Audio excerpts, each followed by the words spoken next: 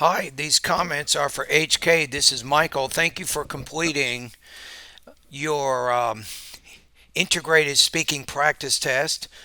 So you joined I think my TOEFL speaking and writing feedback service, and your question is, why are you getting 25 out of 30 on the speaking section of the TOEFL exam? And the other question you asked me was, how difficult is it to get past 25? So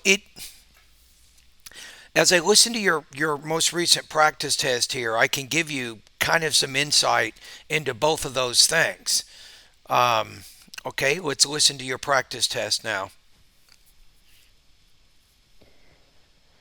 Primary effect is when the opinion we have of people or situations tend to be Now, who is we and why is it we?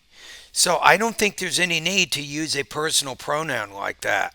So, I would be more specific as to what we means. Does we mean people? Does it mean students? Does it mean workers, citizens? Who is it? So state the noun more clearly instead of using that personal pronoun there. based on more on the first information we learn about them than information we learn later. The professor provides an example about his own experience when he used to work as research assistant to illustrate this. He explains that Now you're having some shorter sentences there, but if you want to connect, I think the introduction or the two sources a little bit better. You might say the reading passage discusses an academic concept called primary effect, and then the speaker in the lecture gives an example to further illustrate the point, right? So that way you're connecting the main idea from both the reading and the listening passage.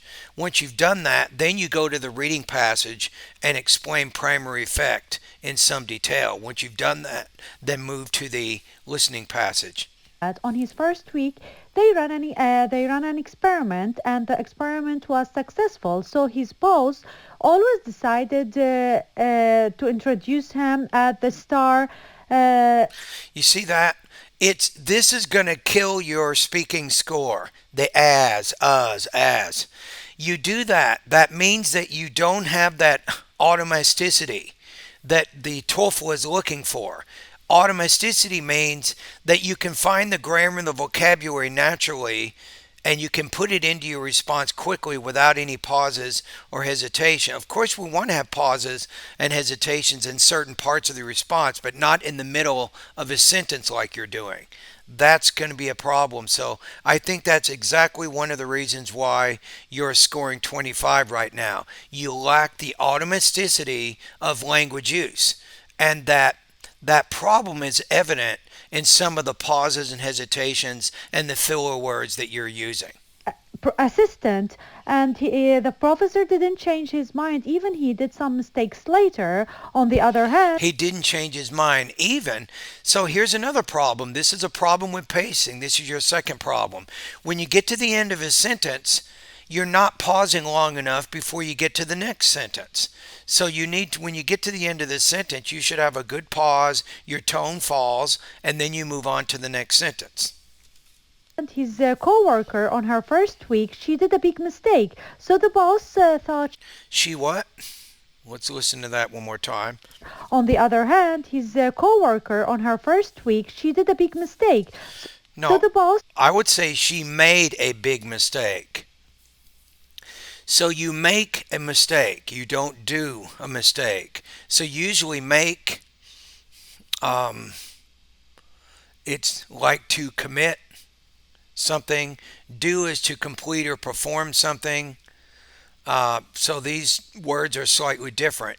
So the fact that you're not sure about make versus do, this indicates another problem with your language use, which is appropriate word choice. Thought she's unreliable, and he continued to think that even after she turned doing great job, but the boss didn't change his mind about her. This is how the professor illustrates primary effect. Yeah, so let's go back earlier to your questions here. I'm going to put you at about 23 to 25 points on this practice test. So the question is, well, how hard is it? How hard is it to get past 25 in your case? It's difficult. The question is, how long have you been having these problems? For example, how long have you been having problems with pacing? Right? How long have you been having these limitations with grammar and vocabulary? Right? So if you've been having these problems for several years, this is going to be tough. Now, if you're just now advancing into your advanced English language proficiency and you haven't had these problems very long, they can probably be easily fixed. So that's kind of the question there. So in your case, I do not think it will be easy to get 26 on the speaking section of the test. You have to overcome some of your habits with pronunciation, some of your habits with language use, and even habits in how you organize and develop your responses. So all these things take time, right? So at least now you have some ideas on what you can work on. So the to help you with the what's called pacing, you can study thought groups and blending in the pronunciation area of my online course. That's a good area that you can study right now. I think that would be a great start. The language use issues, I think these can be more difficult. If you go to the grammar part of my course, I do have a lesson on appropriate word choice. You can check out that one. I can't remember the number, but look for the grammar lesson that talks about word choice. I think that's a good one. Now, to help you with the automaticity of language use, I think it's doing what you've been doing is to keep doing some practice, some speaking practice like you're doing, but also concentrate on getting a lot more exposure to the English language, right? That means reading newspapers, reading magazines, reading books, things like that. Keep reading, read a lot, and then also increase your exposure in the form of listening. So you can watch documentary shows, history shows, science shows, news channels, news segments, things like that. And I think these are all good things to help you get more immersed in the language. And the more contact you have with the language, the more automatic I think your own language use will become. And as you do your listening and reading practice, you can even practice writing summaries. You can either do oral summaries or written summaries of the information you're reading or listening, and that also helps you get used to vocabulary and grammar in different types of contexts. All right, let's listen to it one more time, and then I will give you my final thoughts. Primary effect is when the opinion we have of people or situations tend to based on more on the first information we learn about them than information we learn later.